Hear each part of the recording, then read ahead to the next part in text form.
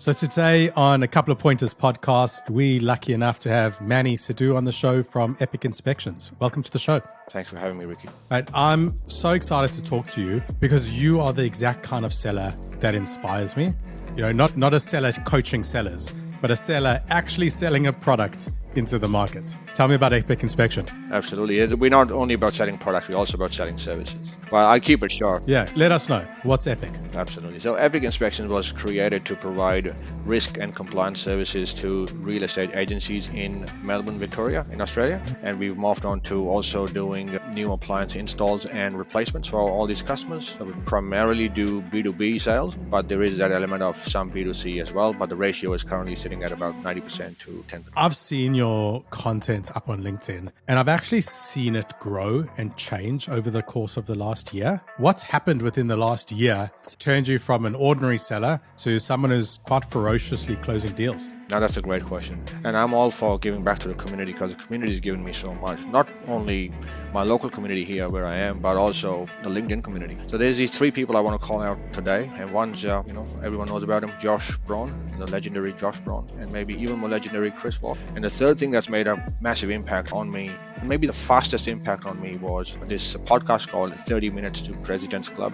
It's run by Nick Sigelski and Arman Farouk. When I first started doing sales, by nature, I'm too blunt. Right? I'm just in your face. I'll tell you exactly what it is. I wouldn't hold back any words at all. I didn't mince any words. I wouldn't mirror anyone. I wouldn't label anyone's questions, and I just went right in. That's just my nature. But then I started to learn that I wasn't closing any deals, or mostly no deals, and it wasn't good for my business. So I had to take some action and started to look for some sales tactics, some sales training. All this content's for free. It just blew my mind, and then I invested in some of Josh Braun's products. I have listened to Chris Voss's book. Never Split the Difference? That's what, like your life depending on it, that sort of thing, yes. Yeah. I've listened to that book I think 10 times during my evening runs, and the podcast that I refer to by Nick and Arman just is so good, man. I recommend everyone just tune in, and it doesn't even matter if you do sales or not, it's just going to change your life. And let me just call out one other person that's made a significant difference, and that's you, because I will make a recommendation, listen to Josh Braun, listen to Chris Voss, listen to, 30 Minutes to President's Club. And so many people just don't. With all this free content out there, it's actually you that has put in the effort and developed the attributes of being a student of the sales profession. And I think that is something that separates you from everyone else, because Josh Braun is common. Everyone has Josh, but they don't have what you have. So that's what I want to dive into. Thank you. I love the way you put it. There's that, cliche, very old cliche. You can take a horse to water, but you can't make it drink, right? So it's all up to you whether you want to, take up and actually use all that information that's out there. Like you said, most people have it, but won't use it. But in my case, maybe a brief rewind about myself. I was mediocre for too long. The system that's in place in our lives just makes people, it pounds them into mediocrity. The system is designed to keep people mediocre. And I was like that. I was just very mediocre. And then I started to realize that I got to change. And the only person that's going to make me change is me. And then I started to learn all these things, started putting out content on LinkedIn. I was actually very nervous about putting content on LinkedIn. I was like, I don't know if people are going to, even want to listen to any of my stuff. But I'm like, I've got nothing to lose, The worst that can happen is people will ignore me, which they do already. So let's do it anyway. And here we are. And I've probably, nothing to brag about or anything. I've probably gained like 2,000 followers in 12 months. Which is not bad for a guy like me. Yeah, Firstly, I think those numbers are incredible. I want to dive into LinkedIn, but every time someone says 2,000, to me, what we got to remember is each of those 2,000 is an individual. They're a person.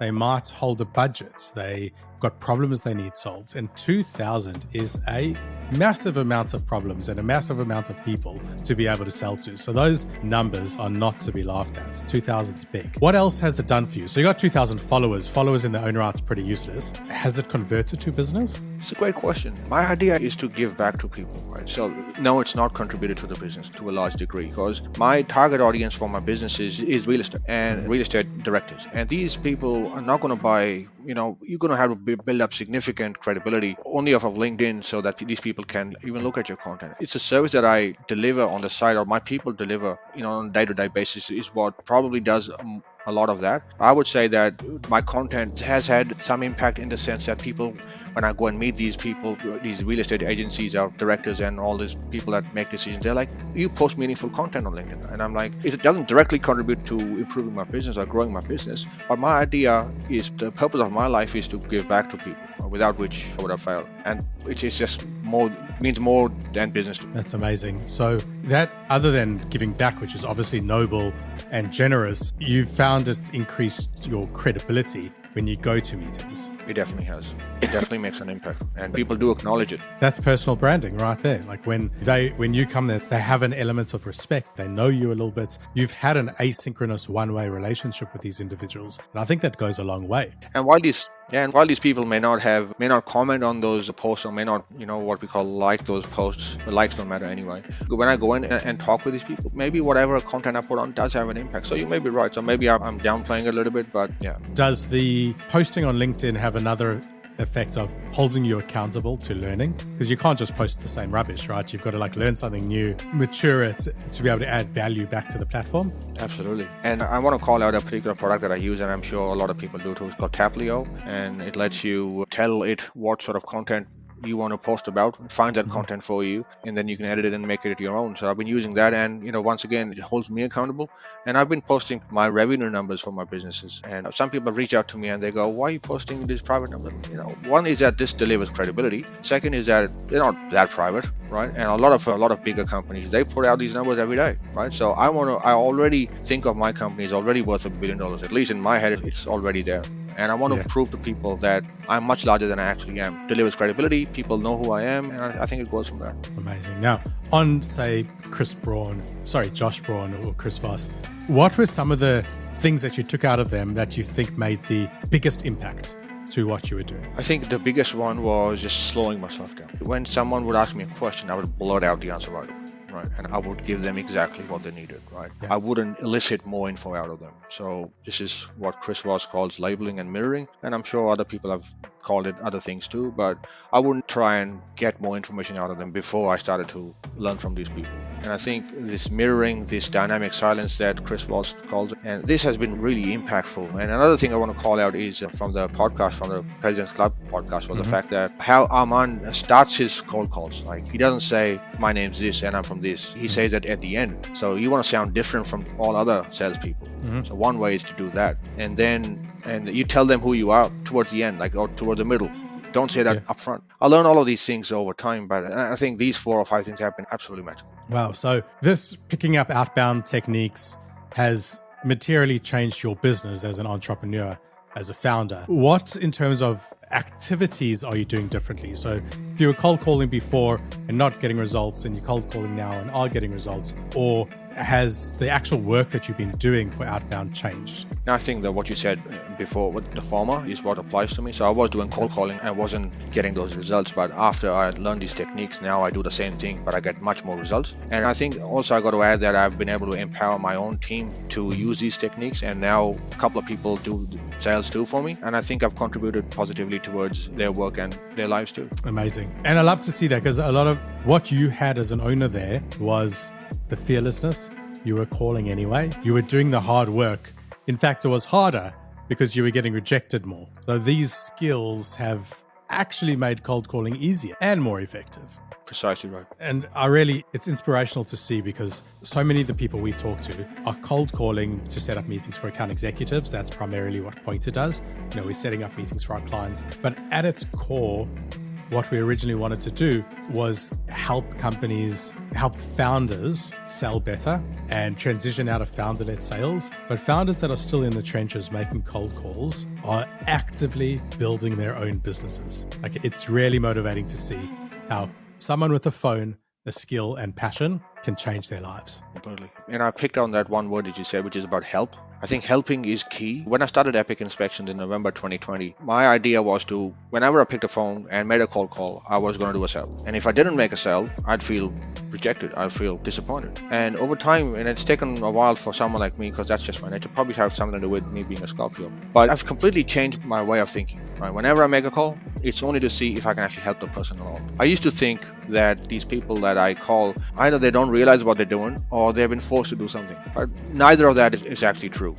People are getting from A to B without me. If that wasn't the case, they'd be ringing me, not the other way around. Yeah. So whenever I make a call, it's about helping. The intention is to help that person and to determine if there's actually a need to help that person. Because, like I said, if they're getting to A to B, they don't really need me. So I can only tell them, and I don't try to convince people at all anymore. I just let's see if there's a problem, let's unpack a few things. And if there is the potential for me to solve a problem that they may not be aware they have, I try my best. I love that. One of my favorite sayings is if you ask people for money, they'll give you advice. And if you ask people for advice, they'll give you money. And Love that. I've often just gone to people saying, hey, could I get some advice on this? I want to understand if a problem like this exists within your industry. And they're happy to talk about that. They're happy to lend me an expert opinion. But when I show them the product, if it solves a problem that they want solving, they're not going to not buy it because, oh, sorry, Ricky, you only asked for advice. I need this product desperately, but because you only asked for advice and not a deal, I'm not going to take. No one's going to be like that. Once they see the product, they're like, wow, actually, no, product, this is amazing. I didn't know this existed. This is so interesting. I have this problem. So they're always quite forthcoming. So for me, it's always just about help and advice. If there's a need, there's a need. If there's no need, there's no need. And I don't have to manufacture it. Absolutely. And I'd just like to add that there's plenty of fish in the pond as well. So we got to have that abundance mindset. And so even if, say, it's been a poor week for you, right? It doesn't mean that the pond's dried up. We got to approach sales with an abundance mindset. And again, I think I learned this from someone on LinkedIn, where you go that you don't care whether you make a sale or not, just keep going. Right. Eventually you will, and it's all a matter of trying to find the right person. And after a while, you see that this starts to snowball. People start to tell other people about you, and then you don't even need to make a sale. So I'll tell you, the past, I think 6 or 7 clients that we've had come on, I haven't even made a sale. They've just come on board because other people told them about us, and they're like, these people, one, they know what they're doing, and second is that there's no sales tactics. Whether you like other people like their services or products, and then they just come, and then they tell other people, and it just goes from there. Yeah, that end goal is still always inbound, right? Like, I'm an outbound expert. Obviously, I would prefer my phone to be ringing off the hook. Hey, Ricky, we heard you work with company A, and we heard you work with company B, and they both loved how it was working with you, and you did great work for them. Can we work with you too? I'd much rather my phone ring like that all the day. But I still have to rely on outbound because that volume isn't high enough yet. We're a new company, and it's coming. The majority of our clients are coming from inbounds and referrals. You still need that outbound to drive the inbound. You start with outbound, end with inbound. Are you only calling Victoria, or have you called other states, other parts of the country? I've called parts of New South Wales too, and that was when I was trying to bite off way more than I could chew. I was calling parts of Sydney and trying to sell my services and my products over there. But then I realized this, like I said, the abundance mindset wasn't there before. But then I found out that there's so many prospects in Victoria alone, so I should probably stick with Victoria for now. And then once I've established these repeatable patterns and processes in Victoria, I should then go on to New South Wales, because that's a slightly bigger market, and I want to make sure that I've showed up all my resources locally and then go elsewhere. Makes so much sense. Are you also using email outbound, or are you primarily phone driven? Now, primarily phone driven because of the industry that I operate in. I'll give you my stats. So and I think we'll probably come to video prospecting as well. But general email, the response rate is just absolutely abysmal in real estate. I think it's probably got to do with the industry, and it's just absolutely abysmal because real estate agencies, they're not going to entertain most emails, and they're too busy too. And most people are on the road all the time, on the phone all the time. They're doing open homes and whatever, and they don't have the time. The phone actually works a little bit better because you're putting at least a voice to the name, and people are generally, what I found, is a little bit more forthcoming with talking to you over the phone than via email, because email is just like anyone else would send them an email, and it doesn't matter how optimized your email is, especially in real estate, that a phone call is probably the best way forward. We've got some real estate clients. In general, I think you're right. The whole property and construction industry is phone driven. We've had some good results on email though, but the majority of our meetings come from the phone. Have you incorporated texts, SMS yet? I tried to do that, and I put out a post on LinkedIn. It's probably one of my most well-to-do posts in terms of engagement when I ask people and how they do text prospecting. So I had a go at it, and then because of the fact that I haven't asked for permission to send any of those messages to anyone, I didn't do it. So I've kept it to primarily phone and email. So let me give you a quick tip on how we use SMS, and we're getting amazing results with it. Simply use the SMS as a replacement for a voicemail. That is it. Nothing else. Instead of leaving a voicemail, which no one fucking listens to, all you have to do, send a text.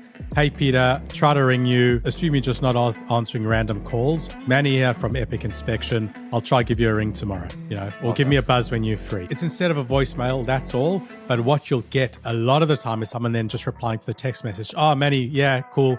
Happy to chat. Give me a call tomorrow too, or something along those lines. Or they just ring you back now that they know that you weren't just some call center and they were interested in talking to you, but or they pick up the next call, but now they've known that, like, who it is. So we've had increase in pickup rates, increase in meeting books, and increase in responses. Even if it was not interested, it's still a response from just replacing voicemail with text. That's an awesome tip. Thank you. Yeah. I'll be sure to use this today. And it's nice because we don't do it all. Like, we still leave a voicemail, but then maybe the third call, a text, so play around a bit, but it's had a massive impact. How many calls are you making a week? It varies wildly depending on how much time I have, and how I track them is via our phone system, which is Ring Central, which is pretty good in terms of analytics. Sure. So that's the sort of calls I make. Now, how as a business owner do you keep space for prospecting? Because I'm sure you could fill up your day with busy work and never pick up the phone. Like, how have you found a system that allows you to still sit down and dial on a daily, weekly, or however often you do it? So I think over the past couple of years, I think I made almost 8,000 phone calls. It's a great question, and especially when you are a little bit smaller still, and a founder has to do sales, management, marketing, ops, and all that kind of stuff. It is definitely hard to find time, but I think what works best is to slice up your day and say from 11 a.m. to 1 p.m. you're only doing cold calling and you're doing nothing else. So you shut down your email, you shut down Slack or WhatsApp or whatever else you use, and I think that works best. So you block out like an hour or two or whatever, however much you need it, and I think that works best for me. You cut out your distractions, because there's so many distractions in a newer business, and that's what works best for me. Yeah, mate, that time blocking is still the thing that I've seen work best for all of my STRs. You have to just put that time in your diary and be disciplined and religious. You stick to it. Absolutely. It's a great point. And our phone goes off the hook all the time. That's our inbound 1300 number. It goes off the hook all the time. And if I'm making cold calls, I just make sure that I go D&D on that, and away I go and I make these cold calls. It's amazing to see. So what's next? What's next for Epic? Your new business what's your new business called? The Wing doing the appliances? Yeah, as part of what we do for risk and compliance, we find that we replace and install new appliances for, some customers of ours. So I'm like, maybe I should do this a little bit more now. And I've called the new business Madari, Madari. And if anyone's curious what that means, this word is a now defunct profession it's an very olden times profession where they used to be traveling street performers who would, wow their audiences with tricks and things. So obviously that kind of thing doesn't exist anymore. But I think of ourselves as these modern day magicians, and the idea is that we deliver a level of customer service which people haven't seen in other places. So a lot of people are like, when everything's great till you make the sale, and then after that just drops off. So we are the opposite, right? So we got to make sure that people, once they've hit the purchase button, that's when they're looked after, because that's when they know they've given you money and they haven't received a product. They're going to be antsy or edgy all about it, and then we make sure that people are updated, and if anyone's got a query, it's answered fast, comms are quick. And I've been reading up a few reviews and things where people are like, of other companies, where people are like, when this company was new, everything was fantastic, but as they grew, it just dropped off. So I'm going to make sure that when we grow to that JB Hi-Fi sort of level, we're going to make sure that the customer service gets even better, not worse. Amazing. It's a good point. The success is the be-all and end-all. We want recurring revenue, and top of the funnel is imperative, but it's only useful if you can retain your customers long term. Otherwise, it's really just a churn operation. It's never going to go anywhere. Completely. Maybe to end off, if you were talking right now to a business owner, they've got 5 or 6 staff members, whether they're doing their service or doing admin, and this founder is looking to grow, currently doesn't feel confident on the phone, hates cold calling, what advice would you give them? I think I would tell them to book a 1-hour call with me for free and go through a few things. And I want to give back to the community as much as possible. But apart from that, I would say that go in with the intent that you're not going to make a sale. I just assume that they don't need you, right? And appreciate rejection. I love being rejected. I love learning, because people are going to reject you for some reason, and you try and learn that reason. You learn about yourself even more. It's not about only the sale, but you learn about yourself, which is huge. Invest in yourself a little bit. I bought these tongue-tied flashcards from Josh Braun. Amazing, right? I've got those 6 or 7 in front of them when I make a call, and when I get a rejection, I turn the card and I don't know what I should reply with, and then voila, right? And you start to learn this, your brain starts to say it automatically, and it just goes from there. So once again, just go in with the intent that you're not going to make a sale. You're only trying to see if you can actually solve a problem that they may not be aware they have, and just go with an abundance mindset. That's some beautiful advice. And for anyone who doesn't know Josh Braun, he's all over LinkedIn, he's all over a lot of the platforms. He releases all of his content for free. You can get it all. If you want it in a nicely formatted, curated format, you can buy his courses. It's like $200, something that you'll get a return on your investment very quickly. And a few of these other nice things like the tongue-tied flashcards, which has like an objection and the way to handle that objection on the back. Beautiful training aids, really fantastic. And one thing he always stresses is to detach yourself from the outcome. It's not your job to get someone to say, it's your job to introduce the product to them in a calm way that doesn't get their resistance up. It's for them to decide if they want it or not. That's not in your hands. So you put in the work, and the goodness will come. Manny, I'm impressed. I'm motivated as a founder myself of a small business. I think, what if I could prospect as hard as Manny? What if I could push as hard as Manny? I'm lucky enough to have a team as well doing it, but I'm still inspired by founders and owners like you who are physically building their future one call at a time, one customer at a time, and delivering value to the community at the same time. So thank you for being on the show, and I've really enjoyed chatting to you and getting to learn a bit from you. It's been fantastic, Ricky. We'll speak soon. Thank you.